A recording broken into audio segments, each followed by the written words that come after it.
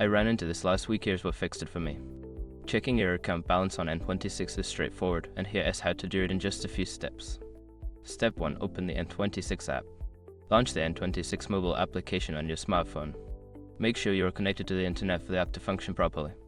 Step 2. Log into your account. Enter your credentials to log into your N26 account. If you have enabled biometric login, you can use your fingerprint or face recognition for quicker access. Step 3. Navigate to the home screen. Once logged in, you will be directed to the home screen of the app.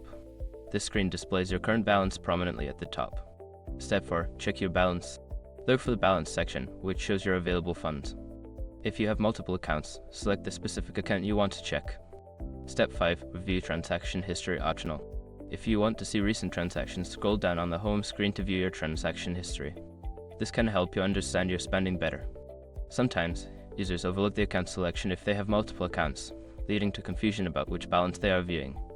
I hope this guide helps you easily check your N26 account balance. If you have any questions, feel free to ask.